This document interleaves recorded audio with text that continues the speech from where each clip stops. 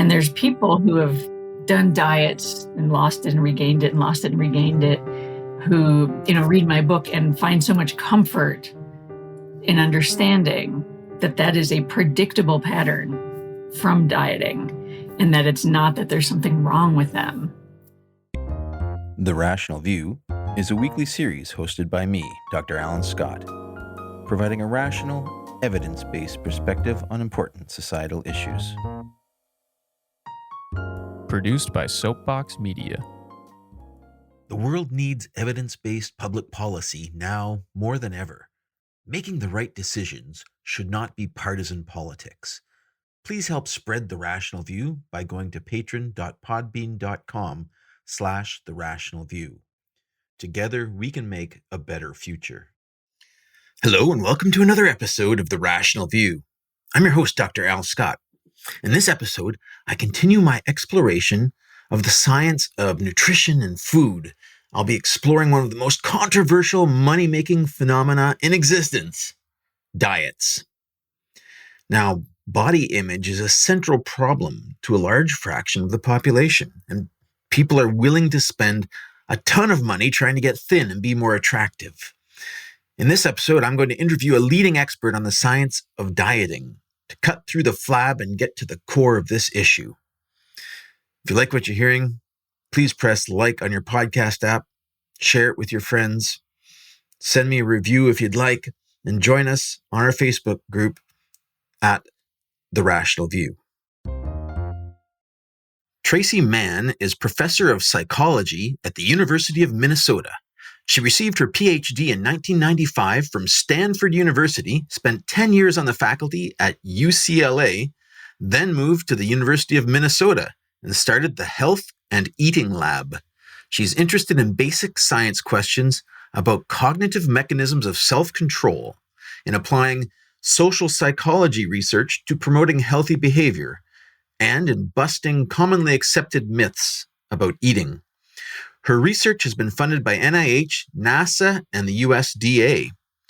Her book, Secrets from the Eating Lab, was the 2016 winner of the Society for Personality and Social Psychology Book Prize. Dr. Mann, welcome to The Rational View. Thanks for having me. And thank you for coming on.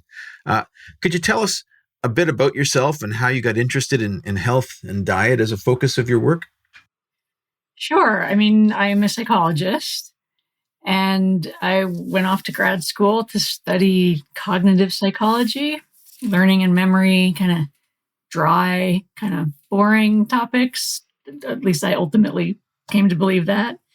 And at some point while I was there, I had to read this one article for some big test I was preparing for. And the article blew my mind. And after reading it, I couldn't stop thinking about it.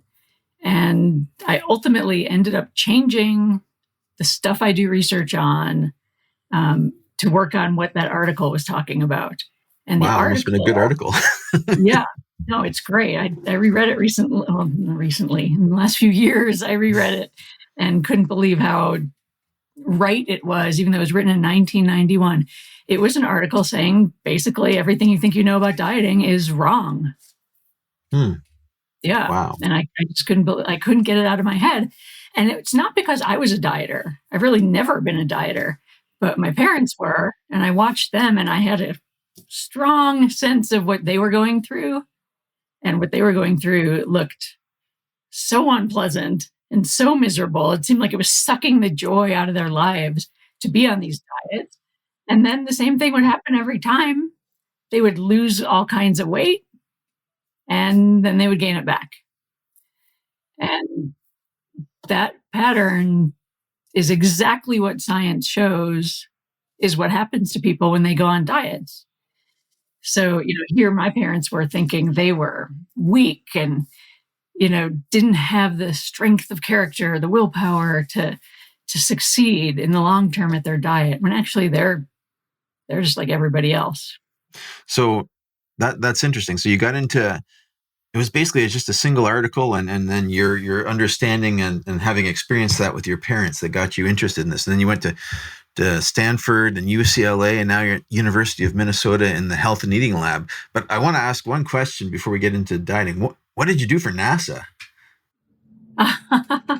Well, we could talk about that. NASA was worried because when astronauts went to the International Space Station for extended stays, they would lose weight. And NASA keeps careful track of what goes in and what comes out of astronauts. They keep track of a lot of stuff about astronauts. It looks like a little invasive. But what NASA realized is they were deep science here. NASA realized they were losing weight because they were not eating enough. And NASA then concluded, and I'm not sure how it got to this part, that they weren't eating enough because they were stressed, because of all the stress they were experiencing throughout the mission. And their stress wasn't out of fear like a normal person would feel if they were shot up into space. Their stress was because they were so overcommitted once they were up there with so many chores, like minute by minute schedules of what they had to do when. So NASA decided it wanted to get some experts on eating to see if they could help the astronauts eat better and at the same time reduce their stress. So I had studied a little bit of stress and eating. So I was like, this is perfect for me and some of my collaborators. So we did research to see if we could reduce, it sounds silly now, to reduce their stress by giving them comfort food. So that's what we did. Yeah. And I can tell you how it came out, not as we expected. Nothing ever does. So Interesting. So NASA wanted us to see if we could give astronauts comfort food and if that would, make them eat more because they're eating it and also reduce their stress and make them feel better. So before they would let us do this experiment with the astronauts, they wanted us to do what they call a ground study, which means a study with non-astronaut people, right? Also known as people. So we were setting up this ground study and I was like bitching at NASA in my head because why do I have to do this study? Everybody knows that if you eat comfort food, it'll make you feel better. That's why it's called comfort food, right? So I was super annoyed at them that we had to go through this, what I thought of was a charade and a waste of my time because I knew I wouldn't be able to publish an article saying that eating comfort food makes you feel better because that's obvious and everyone knows it. So anyway, I think I've kind of made it clear what's going to happen here, which is that we found, first of all, no studies existed in the literature where they looked to see if comfort food made people feel better. It's just been assumed forever. This is the kind of scientific research that people poo-poo when they see the publication. I know. Why are scientists studying this? They're wasting their money. I know, right? What are you kidding me? Well, in any case, what we found is that eating comfort food did not make people feel better. Or it only made people feel as much better as that same amount of time passing without eating comfort food. So clearly there was nothing special about comfort food. It was just time passing. But people, of course, attribute their mood improvement to the comfort food, even though they're wrong, but they think it is. Wow. So, yeah. So eating comfort That's a surprising food result. Yeah, I know, right? So, yeah. So I'm constantly saying, well, eating comfort food, it's not going to make you feel better, but no problem with you eating it. Like, you don't need an excuse to eat that thing that you like, the thing that you think brings you this extra joy. Mainly makes me sleepy. Right. So the funny thing is that NASA, we showed them our results that comfort food wasn't doing anything special in the ground studies that they made us do before we could do it with astronauts. And they're like, oh, it's different up there. So I bet it will work up there. And it was like, what? It's different up there. Why'd you make us do it down here then? If you were just going to say it's different up there. It was stunning. So we started it with the astronauts, which was the coolest thing that's ever happened in my life. But then after we'd only done our first astronaut, and I think they had promised us 8 or 10 over a long period of time. There's not a lot up there at a time. NASA restructured the astronaut research program and cut half of the studies including ours. So we didn't get to go on, but I did get to send chocolate pudding up there for one astronaut, and it did make him happy. So That's awesome. A great story. yeah, it was fun. So you've basically been researching the psychological aspects to dieting, which is really interesting. I mean, that you mentioned that, we've all seen the anecdotes of people who have successfully slimmed down on a diet, and we're told that if we fail, it's just lack of willpower. And you saw the same thing. Your parents felt bad. Everyone feels bad because you gained the weight back. So what's the real story? What are the secrets that you can tell us from the eating lab? Yeah, there's a few pieces to the story. The first piece I sort of alluded to earlier, which is if you look at randomized controlled trials of people going on diets compared to people assigned to not, you lose weight in the short run on practically any diet, a silly sounding diet, a sensible sounding diet, whatever. You lose weight in the short term, but on average, everybody gains it back.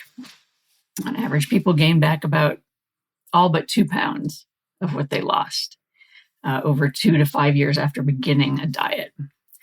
In the control group people, their weight stays about the same. Okay, so diets don't lead to long-term weight loss. Okay, that's part A. Part B is, so are we going to blame the dieters for this? Is it that dieters are weak? And the answer to that really is no. It's not because dieters are weak. And we can sort of make this point in a bunch of different ways. But one simple way to make the point is you can measure people's willpower. You can measure their self-control. It's like a trait, right? You can measure it like you could measure their level of optimism or something. And if you measure people's self-control, you find if you try to use that to predict things that happen over time to them, it does not correlate with their weight or their eating habits. Okay, self-control is a much better predictor of people's academic achievement, right, of their grades in school, than it is of any kind of eating related outcome. Okay, so that's one way we can say dieters don't have worse self-control than other people, because that wouldn't explain the weight regain, even if they did. But to really appreciate the difference, you have to appreciate that dieting sets up a different physiological and psychological context for dieters versus non-dieters. So to diet, to lose weight, one thing has to happen. You have to deprive your body of a certain amount of calories for a certain length of time. Any diet might say they work for some other reason, but they don't. They all work through calorie deprivation. Okay, so calorie deprivation needs to happen for you to lose weight on a diet.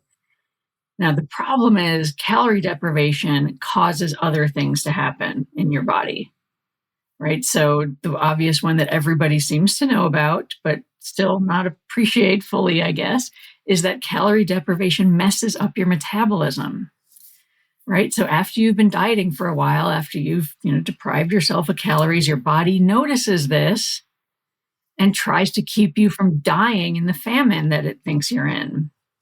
Right? We should thank our bodies for this. So what our bodies do after a certain amount of calorie deprivation is it allows us to survive on fewer calories than we used to survive on.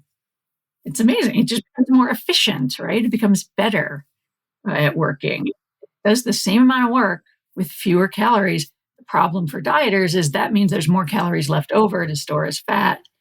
And so if you've been dieting for a little while and you've lost some weight, there comes a point, and dieters call this the plateau, there comes a point where continuing to eat that same small amount of calories no longer leads to weight loss. Okay, and that's because calorie deprivation has messed up your metabolism. So we actually change our body's metabolism or rate of burning energy by dieting. So we slow down, the body actually slows down burning energy if it's calorie deprived. Is that effectively what's happening? Right. Your body is helping you be more efficient with the calories that come in. So you could survive on fewer calories. And again, it seems very obvious how this could have evolved, right? This is very functional sounding. Who survived through the famines?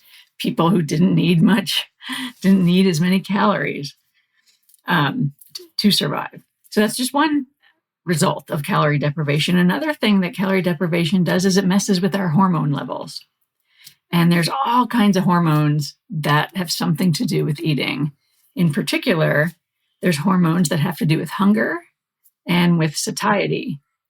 And so after calorie deprivation, the hormones that are associated with hunger, the levels of those go up. Okay, so you're more likely to be hungry. The hormones that are associated with satiation, with being sated, feeling full, right, that feeling goes down.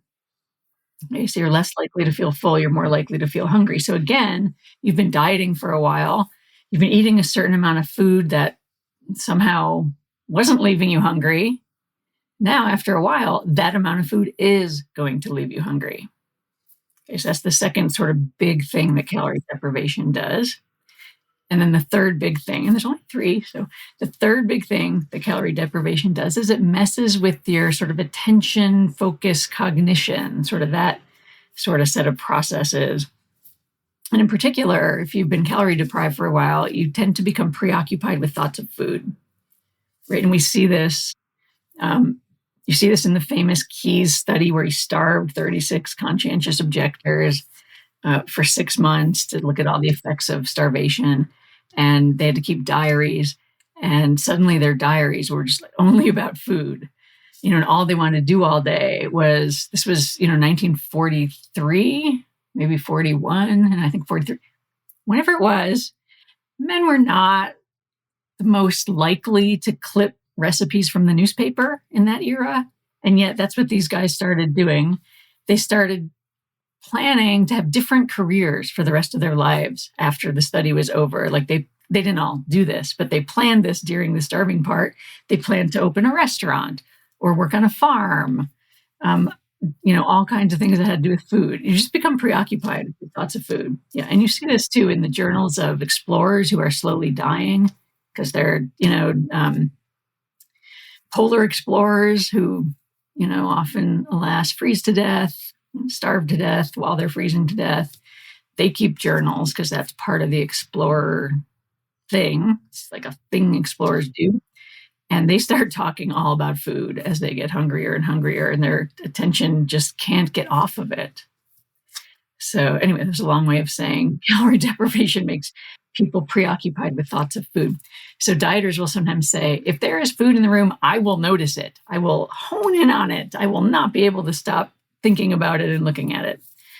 And in addition to that, you get a bigger reward response when you eat food once you're calorie deprived. Okay, so these are things calorie deprivation does. What about the anecdotes of all the successful dieters and the beautiful people that have managed to keep it off? I hear you. Okay. So think about what these changes that calorie deprivation leads to do. What do these changes do? The metabolic one means you have to start eating less and less. The hormone one means you're feeling hungrier and hungrier. The attention one means you can't stop thinking about food. Those three things put together makes it really hard to keep resisting food, makes it really hard to keep dieting. It makes it so hard that most dieters cannot do it. But it doesn't make it impossible. It doesn't make it impossible. It just makes it really, really hard. And because of that unfortunate circumstance, you're going to have people who succeed at taking off a bunch of weight and keeping it off for a long time. It's a very small percent of dieters for whom this occurs, but they exist. You notice them, you know about them when they happen, people tell you about them. And unfortunately, the fact that it's possible means everybody else gets to blame themselves when they fail. He did it, so I should be able to do it. When in fact, the people who can do it are the unique and rare exception. Most people, when facing that context, the context that dieting itself sets up in your body, most people cannot keep dieting in that circumstance. And so they end up regaining weight. It's not because they have a weak will. So, what I like to say is the problem isn't that dieters are weak. The problem is that dieters are dieting, right? And it's the dieting that is making it impossible to keep dieting. It's infuriating is what it is, the process, but that is what it is. So and so much money is being spent on people doing this. I mean, these results aren't obviously well known or well enough known to stop people from spending billions of dollars on diets. What should people be doing? I'll answer that, but I mean, like I said, people do take off weight in the short run, right? So you start a diet, you probably hit your low weight about 6 to 9 months in, and you're probably keep that off for a little while, maybe another 6 months or so on average. I don't know. There's no clear numbers on that specifically. But I think for a lot of people, even without knowing what would happen in the long term, if it would work in the long term or not, I think for a lot of people, that's good enough for them. They just want that. Even if they know it won't last forever, I think a lot of people still want that just because of the pressure put on everyone to weigh a certain thing and look a certain way, and the sort of extreme amount of weight stigma that's still for sure out there. People seem to talk as if it's gone away. It has not. So I think for a lot of people, even knowing exactly what I just told you, I don't think it would change what they do. No, it'll help some people not do what they do. And there's people who have done diets and lost it and regained it and lost it and regained it, who, read my book and find so much comfort in understanding that that is a predictable pattern from dieting, and that it's not that there's something wrong with them. So I hope people at least that's important. Take that. Yeah. So your book is called Secrets from the Eating Lab. So could you tell us a little bit about what the Eating Lab is? Yeah, that's my lab at the University of Minnesota, where it's called the Health and Eating Lab. And I generally, pre-COVID at least, did eating studies there, where we brought people into the lab, usually dieters, sometimes comparison groups and non-dieters, but not always. We changed different aspects of the situation that we put them in, put tempting food in front of them, and then looked at what sorts of things that we changed helped them resist the temptation or mess them up, causing them to consume whatever it was, which for most of the people in these projects did not want to be eating. So we did, a lot of eating studies. And part of why I said secrets is because when people come to these studies, they don't know that we're studying how much they eat. We tell them, we use deception. This is something we do very carefully in social psychology, with careful preparation and careful debriefing after. But we tell them a false story about what we really care about. So we might say, we're interested in, your ability to do this cognitive task. And, here's some food because we're just nice. You know what I mean? Like, there's always food around that just happens to be something we're giving them, but it's always presented as not part of the research. And of course, we weigh it all beforehand and we weigh it all after, so we know. Am I going to have to censor this podcast or ruin your research? How many listeners do you have? I'll probably be okay. But also, I'm not doing this anymore. I clearly didn't do it during COVID, and I haven't started up. I do want to start back up again. I do love doing this kind of research. You have to use a different secret then. I've got a lot of listeners. I got a lot of secrets, so we're good. We're going to make this work. So just to summarize, decade or two of research in the eating lab, pretty much everything we tried messed them up, and nothing we tried helped.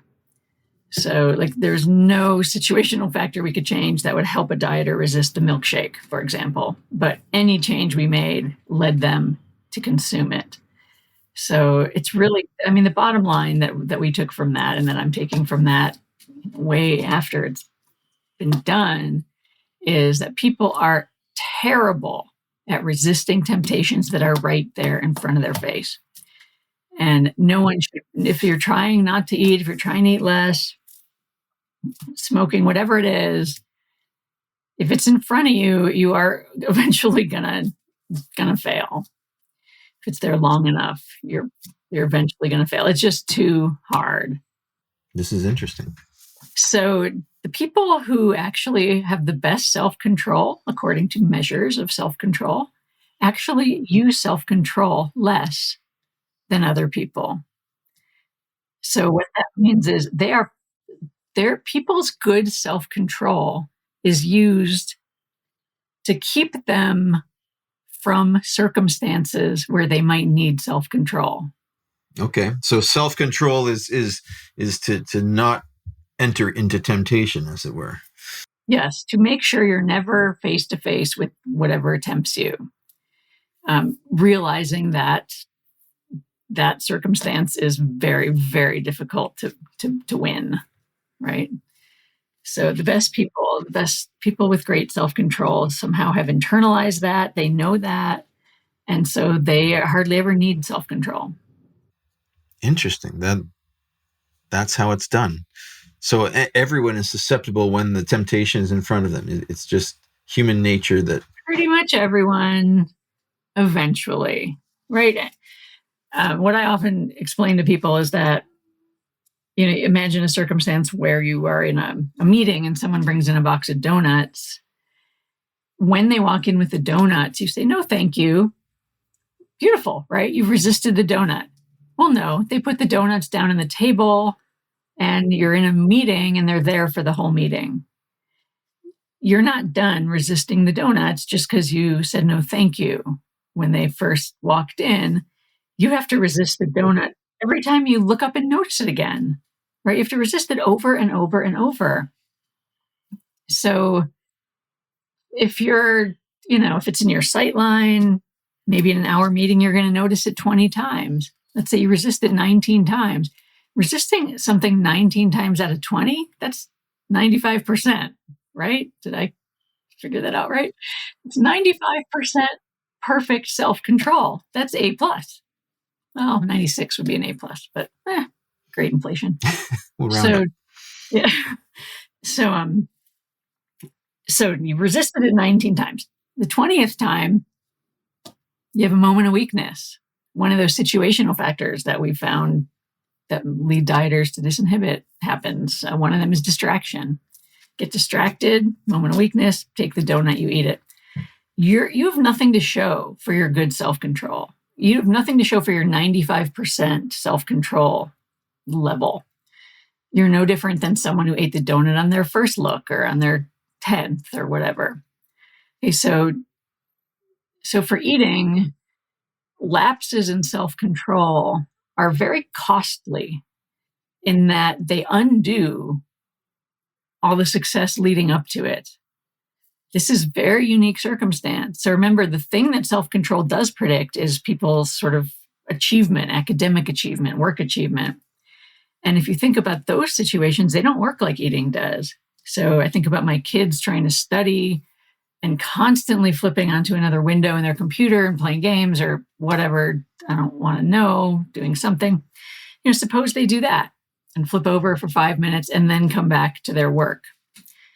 Yes, they've lost 5 minutes of work time, but it has not erased everything they've learned up till that moment in that study session, right? So it's a little bit costly, but not nearly as costly as a lapse of self-control in eating is. Because the eating one just undoes everything, but the studying one doesn't. Yeah. So these are all that's a good point. Why.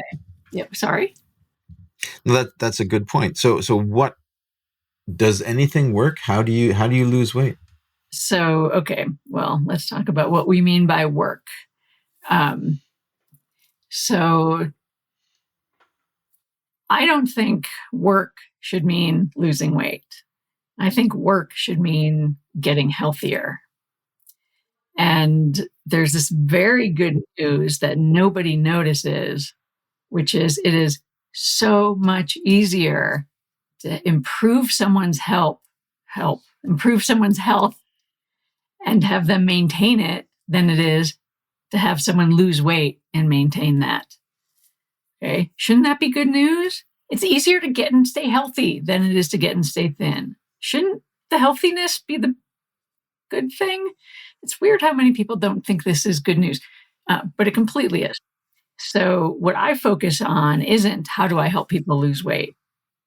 There's other people out there creating diets, doing all sorts of things, drugs, surgery, whatever. That's not my business. I'm more in the business of finding ways to help people improve their health and stay that way. And the good news is engaging in healthy behavior improves your health. It just doesn't necessarily make you thin. So exercise, it's absolutely clear that it improves your health. Does it lead to a lot of weight loss? Not really. Not so much. The amount of weight loss you need to improve your health, the amount of exercise you need to do to improve your health, much less than the amount you need to lose weight.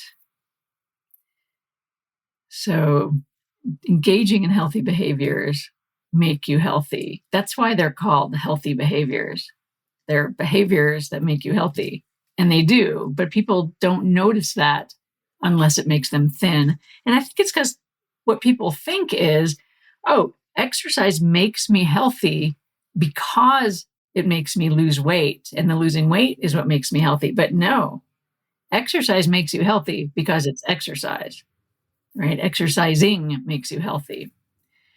So for a lot of things, people think it's the weight loss aspect that makes them healthier. But, by exercising, starting an exercise program, you'll improve your health, your blood pressure, way before you see any weight loss. Interesting. Yeah. I guess that makes sense. Yeah. So you do this, you've done this research in an eating lab. I'm surprised that, this hasn't been done before in any level of detail. Like, there's so many diets out there. Do any of them come with scientific research on and credentials behind them?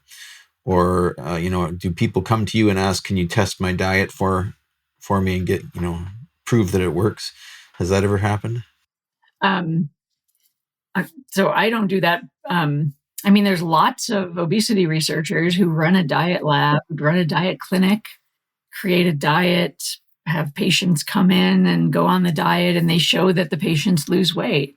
There's tons and tons of research. There's so much research like that it took 6 of us, like 6 months, to dig through all those studies to find the ones that actually followed people up for 2 years or more, which were buried, a tiny subset buried in these. So it's not that people don't test diets, it's that people don't test the long-term results of diets. Yeah. And so it's easy for a diet company, any kind of diet promoter, whatever it is, someone who wrote a book, whatever, it's easy for them to say, yeah, this has results. Look at the 6-month result of this. It's pretty good. A lot of diets. God, the diets that are out there, there's some crazy diets out there, and they all kind of work for a while at least, but they don't lead to long-term weight loss. So you've gone through the diet for nothing, it seems to me. I agree with you about these crazy diets. Like, some of them are very like, eat just this one thing for a year or forever and you'll lose weight. Well, yes, of course. But it sounds like it's because it's not healthy at all that you're losing weight rather than any other benefit. All right, should any of these diets have warning labels? Oh, Lord, probably. Yeah, I don't know the rules for putting warning labels on things, but I think a diet should say on it, results are temporary. Do they have to? I feel like I've heard some diet ads where, no, I don't think I've heard that on diet ads. I know that a decade or two ago, the last I paid attention to this particular issue, like the FDA or someone was trying to get diet companies to report the results of effectiveness trials of their diets in their ads. And the diet companies refused. And the reason they gave for refusing was that if our potential customers knew the effectiveness rates of our product, they would not buy our product. So the diet companies were well aware of how ineffective their product is. And in fact, their product must be ineffective if these companies are to survive, because it's all about repeat business, repeat customers. The former CFO of Weight Watchers said it flat out in an interview.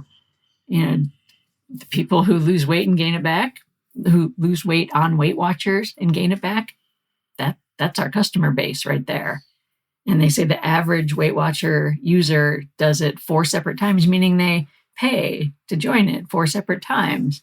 I mean, if it worked, you're going to run out of customers. So you've basically studied all of these calorie restrictive diets and shown that none of them really work over the long term. What about diets that just rearrange what you're eating without restricting your calories and just try to get you to eat healthier? Like I've seen lots of theories out there for this diet reduces inflammatory triggers and, eat more most of it just comes down to eat more vegetables and more roughage. Which I agree with. Yes, eat more vegetables. So those are good diets potentially. That increase you don't have your to health. be on any kind of diet to eat more vegetables. Right? I fully support eating more vegetables. That doesn't mean you have to do anything different to whatever else you eat. You need to get those in there. Now, it turns out that if you eat a lot of vegetables, they fill you up and you probably do eat less of something else. And I believe it's important to eat healthy stuff. I don't want people to seriously restrict their calorie intake, but I do think it's important to eat healthy things. So I do give suggestions for how to eat more vegetables and less stuff you're trying not to eat, but I don't give those in the context of here's how you're going to lose weight. And I don't want people to take them in the context of these will lead me to lose weight, because I don't think they will. I read an anecdote or an article on your work, and I think you had said that you need to have this eating lab to study people's eating habits, because they typically will lie if you give them questionnaires about what they're eating. Tell me a little bit about that. That's maybe a bit surprising. But... Yeah, it's all part of the extreme pressure that's in the air we breathe in this culture, that you're not supposed to eat a lot, and you're not supposed to eat a lot of junk food or candy or whatever. Participants in research don't like to admit things that they think reflect badly on them. And that's just one more thing people think reflects badly on them. This isn't true just for studying eating. This is for whatever psychologists are studying. If we ask people stuff, we're not going to get the unvarnished truth of what's going on. So got to find ways around that. Science by questionnaire is notoriously fraught with problems about honesty then. And so that's why you set up a lab. Yes, that's why we look at and measure eating behavior as opposed to self-reported eating. Yeah, and I think with eating, that's especially important. Also, people are not good at counting their own calories and estimating their calorie consumption. Studies that do that kind of comparison have people,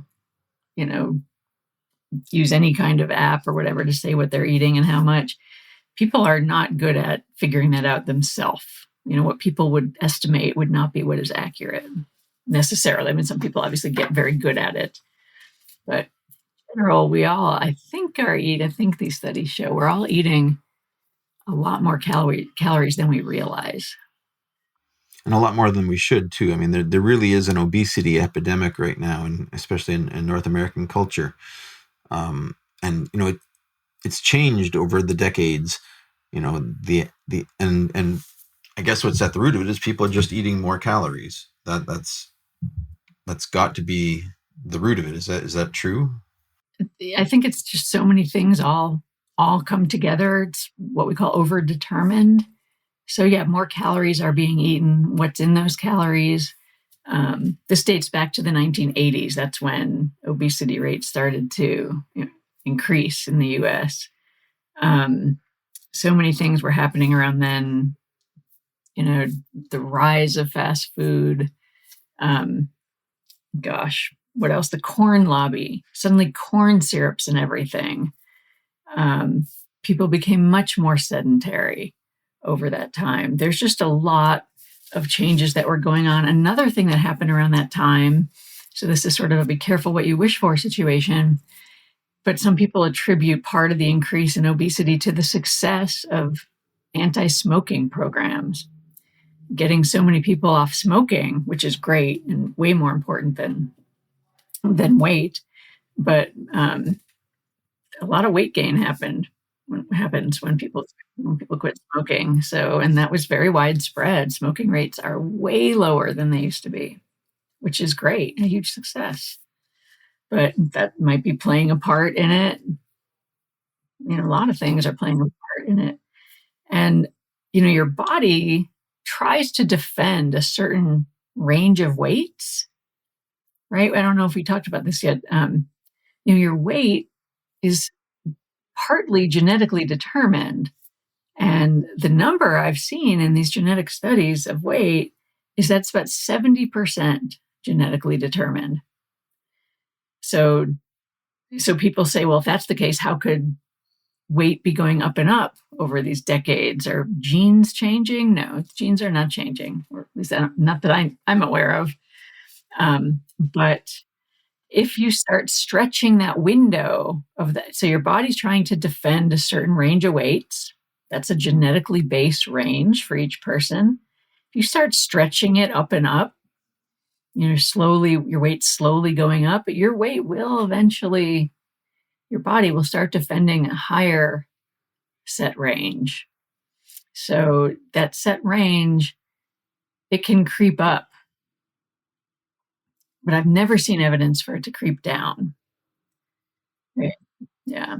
A lot of people I've seen like diet ads saying like reduce your set point diet. Like, no, that's not a thing.